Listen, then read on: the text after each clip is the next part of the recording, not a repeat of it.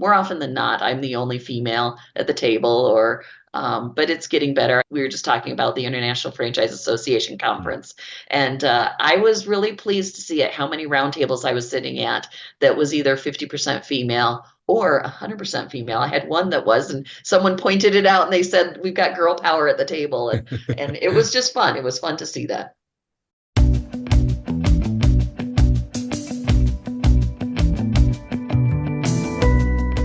Hello, everyone, and thanks again for tuning in to the latest edition of Fran Coach's Franchising 101 podcast. I'm Tim Parmeter, founder and CEO of Fran Coach and your podcast host.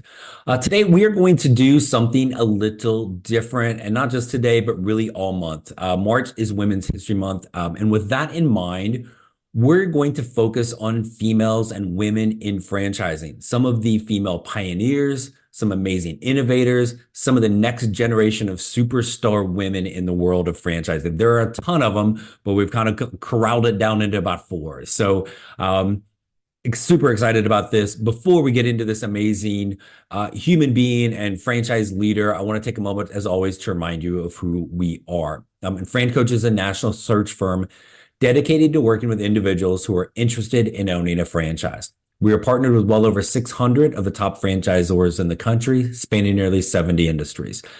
Our number one goal is to help properly educate people on franchise ownership to determine if this is the path for them. And secondarily, our goal is to help them find their absolute best fit. So that's us. Now let's get to our guest. And now joining us today, again, is someone with extensive history in franchising. They've worn many, many hats. I don't know how I keep doing the little thumbs up thing, but it's appropriate for this anyway, because she's amazing. Our guest has been on all sides of franchising, operations, training, development, and due to all of her outstanding efforts, she's been president of multiple brands as well. She's been active in the International Franchise Association, and in 2022 was named a top influential woman in franchising by Entrepreneur Magazine. I could go on and on and on about all the amazing things she's done, but why would we do that? Let's bring her on. That's way more important. So joining us today is Danessa Itaya, and Danessa is the president of Bio One, and it is an absolute pleasure to have her joining us today. So Danessa, thanks for coming on. Thanks, Tim. Looking forward to some good conversation. Same here. And though you are kind of our kickoff to March to celebrate the women in franchising, that also comes with a lot of pressure. Is you don't know what the heck I'm about to ask you. So 20 minutes from now, you may regret it. But no, I want to have some fun. And as I told you before we came on, I've heard just amazing things about you, and I'm excited to be able to get a chance to meet you and have you join us today. So first thing I always ask, I think franchising, the brands and all the stuff, but it's really about people. And so I always like to kind of get an idea of people and their journey and how they got into this. So tell us a little bit about how you first got even kind of started into franchising. Yeah. I think anybody you ask in franchising, it's kind of accidentally, right? We all got into it accidentally with no intention. So I've been in franchising for about 30 years. I was actually just doing the math, and we're just at about 30 years here. But my husband and I had moved from California to Michigan. And the deal was that we would be there for 1 year. He was working for a company that was expanding to the Midwest. He was opening the stores, training the leadership team, and then we were moving back. And about 9 months into it, I decided to go for a job interview at a small company called Molly Maid. And went in and I said, "Hey, listen, we're moving back to California soon. It's good to work on your interviewing skills. No big deal. I'll be home in 20 minutes. And went, interviewed, and realized what an amazing team and culture they had there, that then the decision became, all right, are we staying in Michigan? And so ended up staying with Molly Maid and Service Brands International for about just shy of 20 years. And just really one of the few industries where your product, your widget is franchising. It's not residential cleaning. It's not home services, whatever it is. It's how do you build processes and systems and train, and you mentioned it's about the people, so relationships. And so it was fun. It was a great way for me to learn kind of franchising from the ground up. I was the accounting assistant. That was the job that got me into franchising. And I was so nervous about it. I called out sick on the first day, and and I eventually told I eventually fessed up to it years later. But I said I appreciate you giving me a chance for a second day. Oh my um, goodness. So not that we recommend people doing that, no, no, but so and it's also important to note you mentioned you've been in franchising for 30 years. It's really yeah, impressive that you started that first job when you were 7 years old. So yeah. excellent, excellent with that. Appreciate Um, that. so you start really at, like, I mean, about as ground floor as you could be, knowing nothing about franchising, right? Yeah, And then it just kind of keeps going. And again, like you were the president of a franchise brand and not for the first time. So over that journey, talk about some of the challenges that rose up for you, especially being a woman and let's be mhm, honest, a male-driven industry, yeah, certainly back then. What were some of those things like for you? yeah, yeah. It's interesting, and I get asked this question a lot, and I'm not entirely sure I have the best answer because I don't know any different, right? I mean, you just know what you know, and you work hard to get where you are, and to find the things that you're passionate about. But I would say that over the years, one of the things that I've learned is one is that whether they're male or female, there's some pretty amazing people out there that you get to learn from. And I've been fortunate to have some really great female mentors who I kind of look at and say, I want to be like you when I grow up. I want to be as outgoing as you are. I want to have a desire to continue to learn like you do. I want to have the grit and moxie that you have. So there are people throughout my career that I've just been really, really fortunate to be involved with or to kind of sit next to at a franchise event or happen to listen in on a webinar. And so I think for any women out there that are looking to continue to grow in the industry, identify people like that. Those are the people Right. you're going to use as resources. They're the people who you're going to uh, just be amazed at and continue to learn from. I think I think I've been maybe just a little bit lucky there. Says everybody who really is incredibly talented, right? So talk about those. If there's anybody we want to kind of give like a special shout Yeah, out to some of the any of those mentors, female mentors for you that you're like, oh my gosh, I want to be like her when I yeah, grow up. Give us a little like a little story on something with that. absolutely, absolutely. Well, I think there are a couple. One, I'll give a shout out to Marianne O'Connell. She's president and founder of FranWise. And I met her really early in my career as we were working on our manuals and creating them. And when you're very focused on something like that, you become hyper focused. And one of the things that Marianne taught me was to think bigger.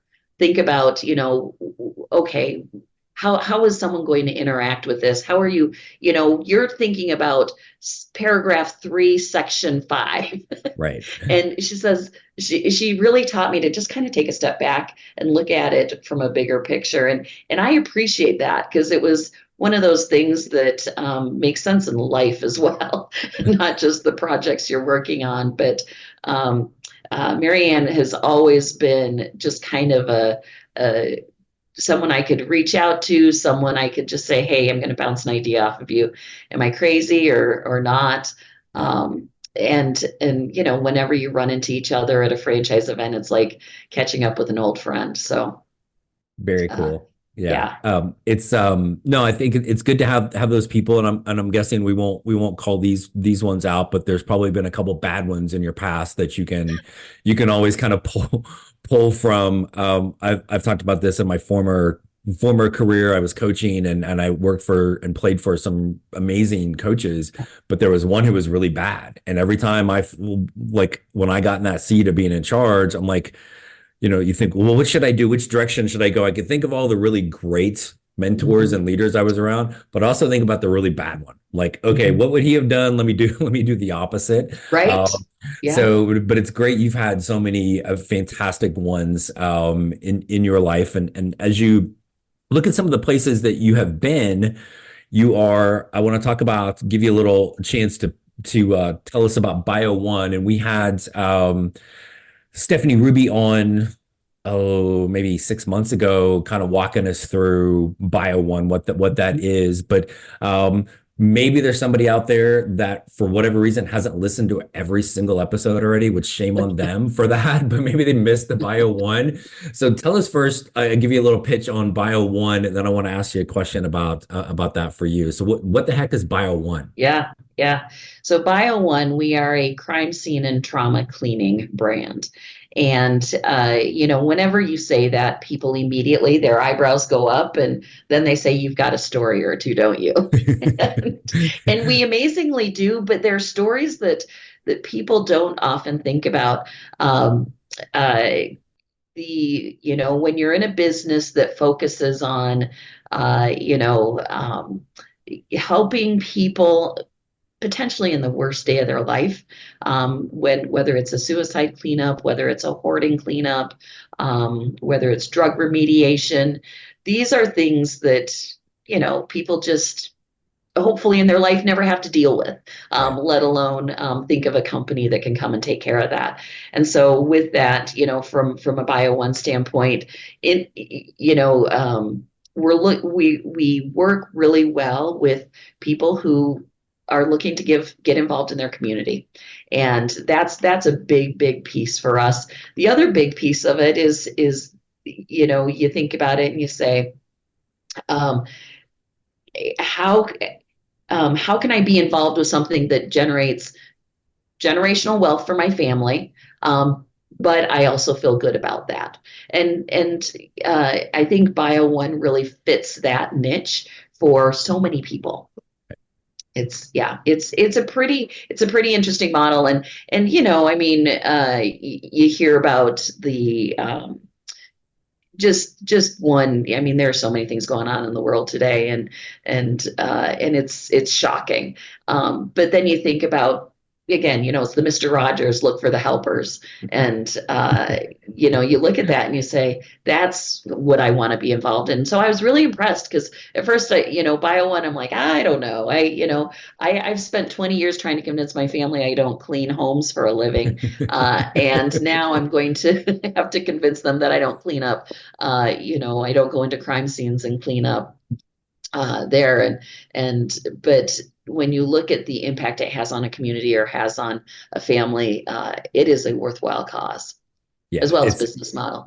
no, really, it is. And I think even when I've been doing this a long time, and then like when Stephanie came on a few months ago, like it really even opened up my eyes to, like, you're thinking of like the ooh, or what, like Right, something bad, right? But it's really on that people side of, who can you connect with? So you're going to be the person that's going to do what pretty much right. nobody else wants. So this isn't like, oh, I'm gonna do it yourself, or let me, like, no, right? And really wanted to be that person that can come in somebody's worst time and make things better. So I don't, there's no way I'm the only person that didn't quite make that connection right off the bat. I didn't make it Um, either, right, immediately. yeah.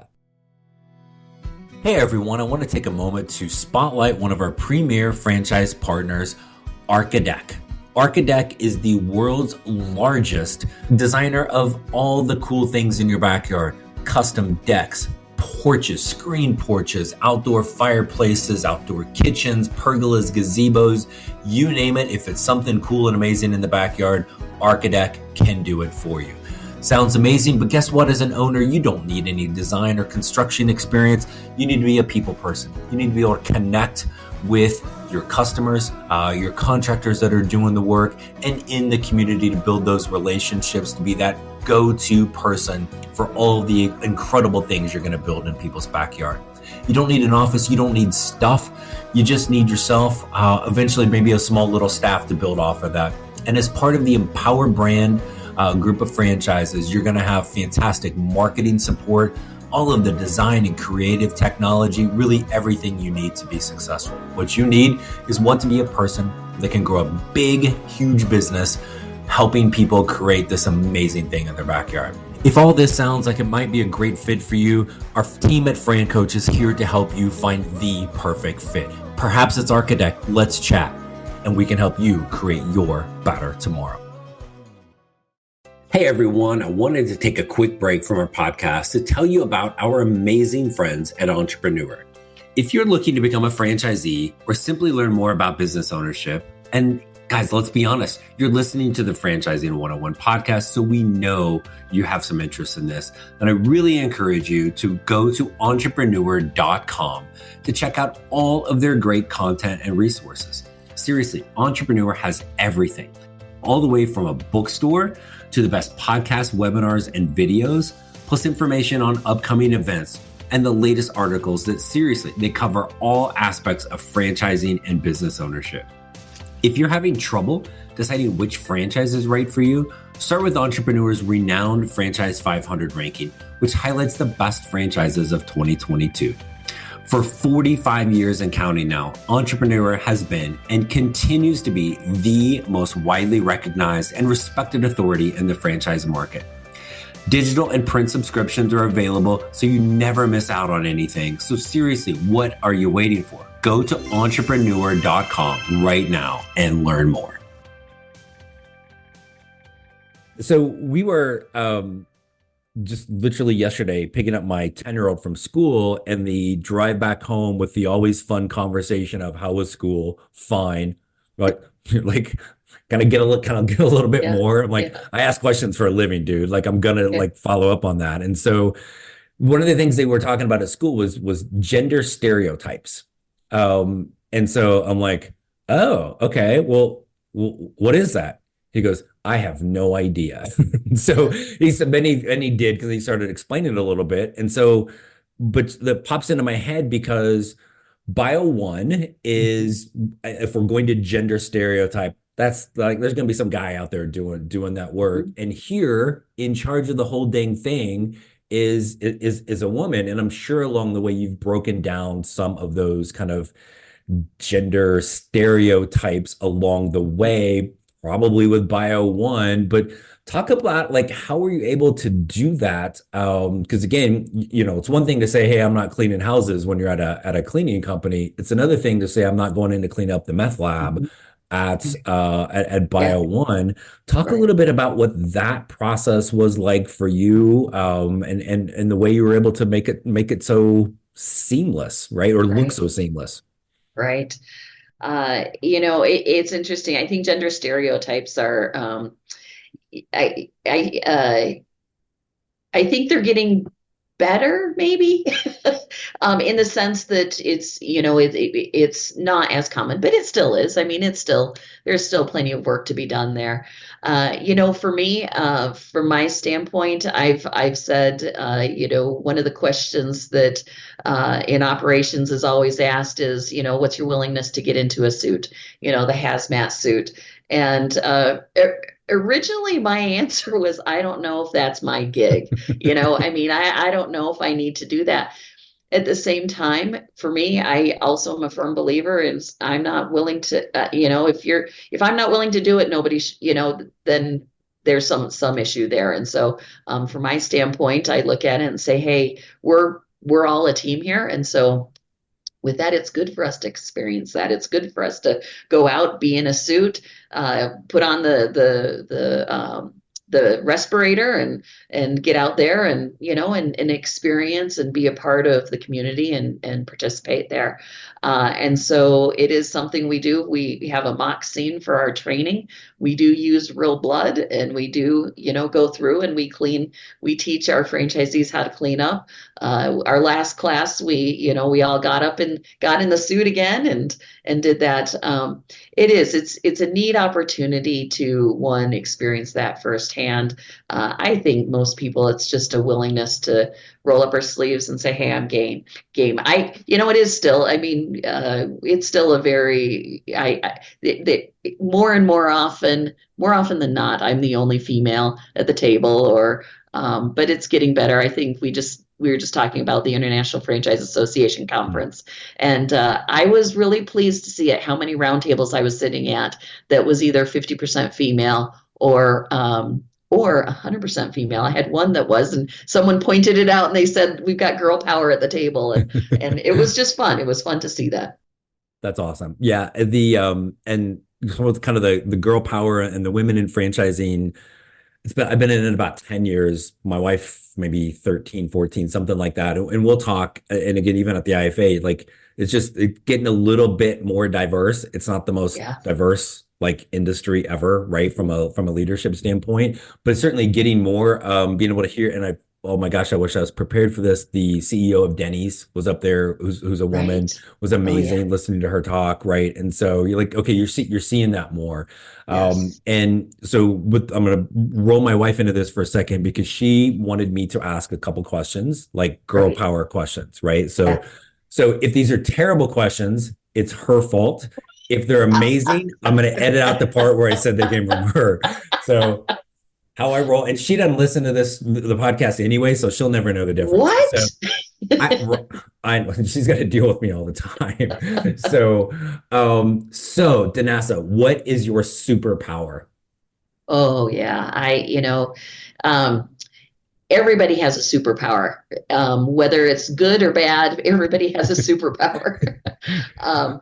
For me, I think my superpower is just uh, I I tend to be a pretty positive person, and that's just how I choose to approach life. And so I'm happy. People always say, "Oh, I love your smile. I love your laugh."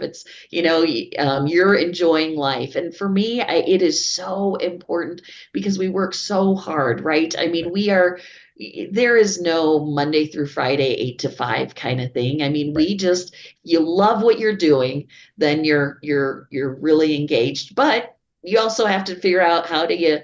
We always talk about women and work-life balance, and I think it's the biggest joke ever. But I think it's more about being present in the time. But from my standpoint, I think joy, happiness, embracing people. That for me is my superpower. I just enjoy people. How important do you think is just positivity in general for somebody as a franchise owner? Oh gosh, I mean. I would say it's right up there at the very top. Part of it, it's not to say that every day is going to be the best day of your life. It's Right. not. And anybody who tells you that, it's been too long since they started their business. Right. But uh, from my standpoint, I look at it as you've got to find the joy. You've got to set goals. You've got to celebrate the wins. But then you also have to be able to identify, the challenges and how are you going to ever overcome them.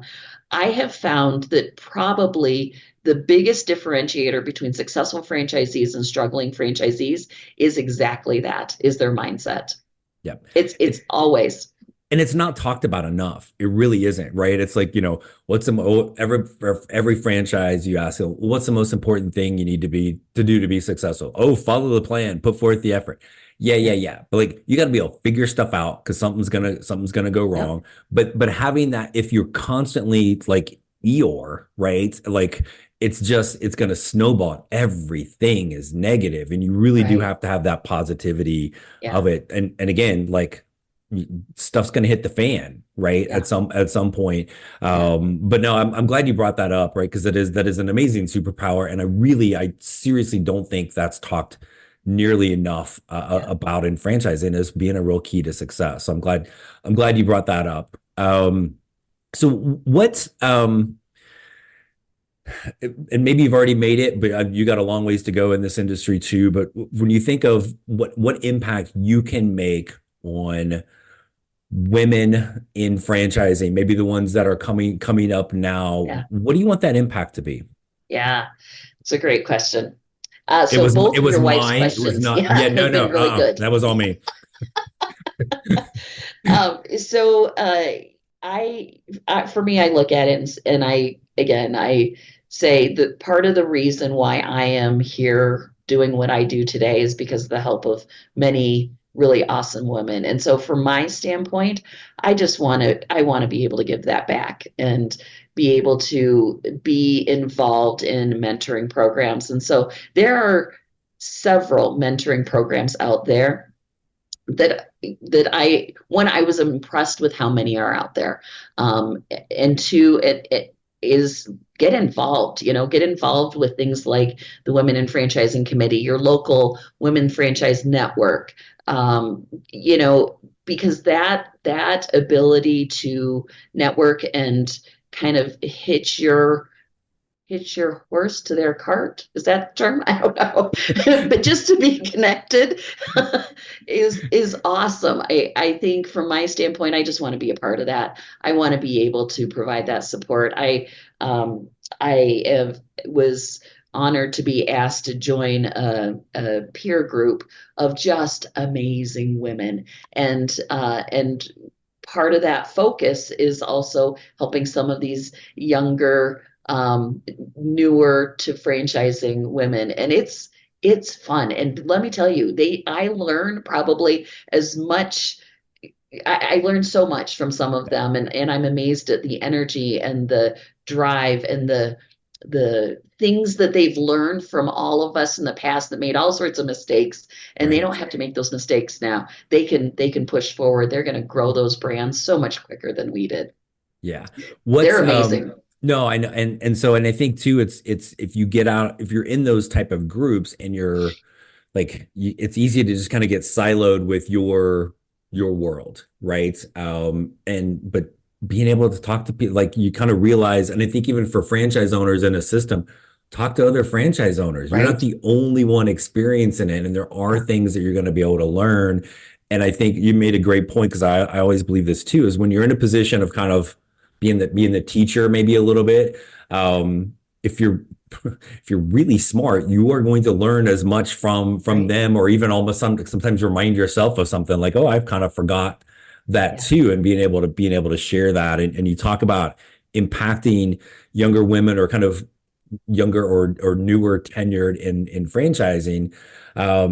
If you now was talking to you 20 some years ago, besides don't call in sick on the first day, what might the current you tell that younger you? Yeah.